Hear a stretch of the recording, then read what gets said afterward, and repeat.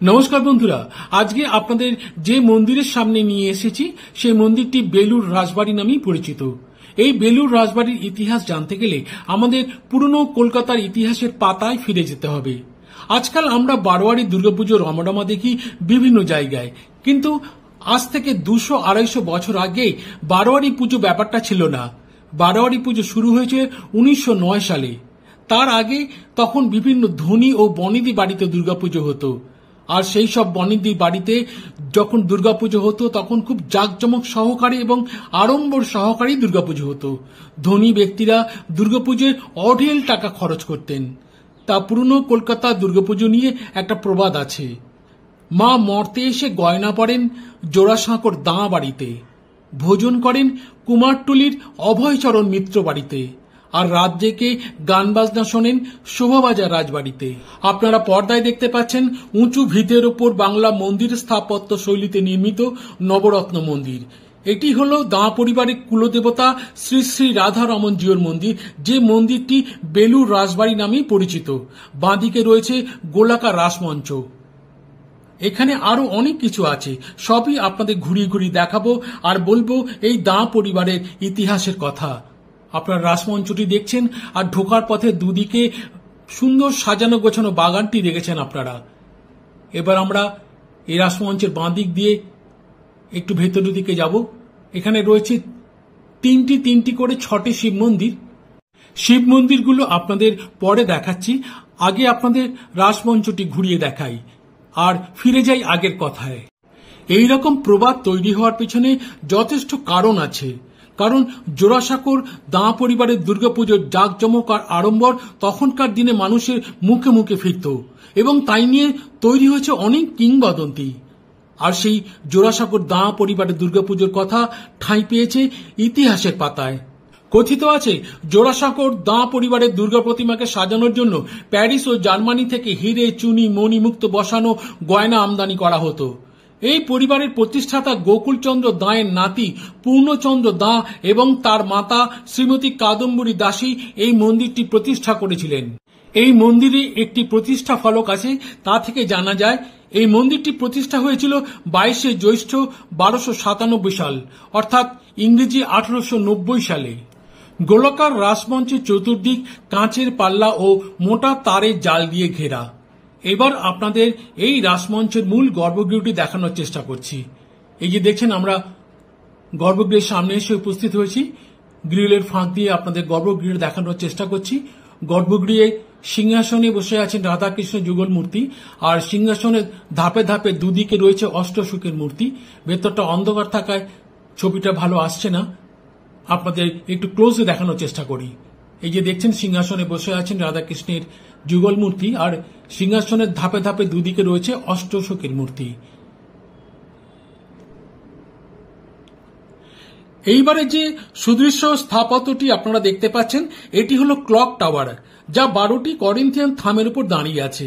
এখানে একটা কথা বলি, এখানে যেসব স্থাপত্য আছে তার কয়েকটি খুব সুন্দরভাবে সংস্কার করা হয়েছে। যেমন আগে দেখেছি রাসমঞ্চটি, এবারে আপনারা দেখছেন ক্লক টাওয়ারটি। এর ছাদের উপর 2টি ধাপ আছে, তার উপর রয়েছে অর্ধ গোলাকৃতি একটি পেডিমেন্ট। দ্বিতীয় ধাপে রয়েছে একটি বড়সড় ঘড়ি। ঘড়ির মধ্যেই বাংলাতে লেখা রয়েছে এই মন্দিরের প্রতিষ্ঠার তারিখ ও সাল। ঘড়িটি কিন্তু এখনো সচল। এবার ক্লোজে ঘড়িটি আপনাদের দেখানোর চেষ্টা করছি। দেখুন, ঘড়ির মধ্যে বাংলায় লেখা রয়েছে শ্রী শ্রী রাধারমন জিউ, প্রতিষ্ঠা 22শে জ্যৈষ্ঠ 1297 বঙ্গাব্দ। আপনাদের দেখালাম মন্দির প্রতিষ্ঠার সাল ও তারিখ। এটা খুব সুন্দরভাবে সংস্কার করা হয়েছে, এবং এখানকার এই করিন্থিয়ার থামের ফাঁক দিয়ে গঙ্গার দৃশ্য সত্যি খুব মনোরম ও অপূর্ব, যা দেখলে চোখ আর মন উভয়ই জুড়িয়ে যায়। এইবারে দেখাচ্ছি শিব মন্দিরগুলি। এটি হচ্ছে ক্লক টাওয়ারের ডান দিকে যে 3টি শিব মন্দির আছে, একই ভিতের উপর পরপর রয়েছে, সেই শিব মন্দির 3টি আপনারা দেখছেন। এই শিব মন্দির 3টিও কিন্তু খুব সুন্দরভাবে সংস্কার করা হয়েছে। ক্লক টাওয়ারের দুদিকে গঙ্গার ধারে তিনটি করে যে 6টি শিব মন্দির আছে, এখন যে 3টি শিব মন্দির আপনারা দেখছেন, ওপাশেও 3টি শিব মন্দির আছে। এই 3টি শিব মন্দির কিন্তু খুব সুন্দরভাবে সংস্কার করা হয়েছে। আর এই শিব মন্দিরের গর্ভগৃহের মুখগুলি গঙ্গার দিকে, অর্থাৎ পূর্ব দিকে। আমরা দাঁড়িয়ে আছি পশ্চিম দিকে। এর পেছনেই রয়েছে এই মন্দিরের গর্ভগৃহের মুখ।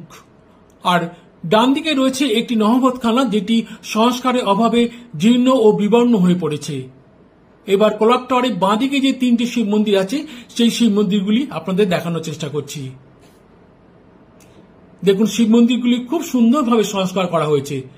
এবং আগেই বলেছি যে ক্লক টাওয়ারের ডান দিক ও বাঁ দিকে যে তিনটি করে 6টি শিব মন্দির আছে, প্রতিটি শিব মন্দির কিন্তু বাংলা মন্দিরের স্থাপত্য শৈলীর আটচালা শৈলীতে নির্মিত। আপনারা পর্দায় যে শিব মন্দিরের দরজাগুলি দেখছেন, এগুলি কিন্তু নকল দরজা।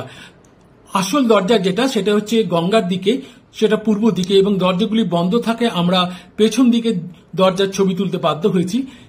এই দরজাগুলোর দুপাশে এবং খিলানের উপরে কিন্তু সুন্দর ফুলকারী নকশা রয়েছে।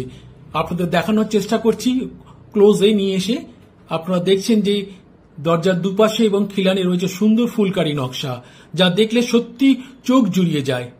এবার এই শিব মন্দিরের বাঁদিকেই রয়েছে একটি নহবতখানা, যেটিও খুব সুন্দরভাবে সংস্কার করা হয়েছে, খুব সুন্দর লাগছে দেখতে। সেই তুলনায় ডান দিকের যে নহবতখানা আছে, সেটি খুবই জীর্ণ ও বিবর্ণ হয়ে পড়েছে।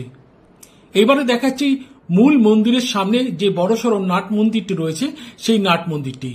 নাট মন্দিরটি অনেকগুলো থামের উপর দাঁড়িয়ে আছে। চারপাশে রয়েছে গোল গোল উঁচু উঁচু থাম, এবং পুরো নাট মন্দিরটি কিন্তু তারের জাল দিয়ে ঘেরা, এবং এটিও সংস্কারের অভাবে ধুঁকছে। এইবারে আপনাদের মূল মন্দিরটি দেখানোর চেষ্টা করছি। মন্দিরটি নবরত্ন শৈলীতে নির্মিত। মন্দির এবং এই নাট মন্দির দুটি কিন্তু আশু সংস্কারের প্রয়োজন। খুবই জীর্ণ ও বিবর্ণ হয়ে পড়েছে মন্দির ও নাট মন্দির। এবার আমরা মন্দিরের ভেতরে প্রবেশ করব ধাপে ধাপে সিঁড়ি দিয়ে উঠে। মন্দিরের ছাদের প্রথম তলে চারদিকে রয়েছে 4টি চূড়া, তার উপরের তলে রয়েছে চারদিকে 4টি চূড়া, এবং মাঝখানে একটি বড়সড় চূড়া। মোট 9টি চূড়া রয়েছে। তাই এই মন্দিরটি নবরত্ন শৈলীতে নির্মিত বা নবরত্ন বিশিষ্ট এই মন্দির। মন্দিরের সামনে রয়েছে ত্রিখিলানযুক্ত প্রবেশপথ, অর্ধচন্দ্রাকৃতি খিলান। আপনাদের দেখাচ্ছি সেই খিলানযুক্ত প্রবেশপথ। এবার মন্দিরের চূড়াগুলি আপনাদের দেখানোর চেষ্টা করছি।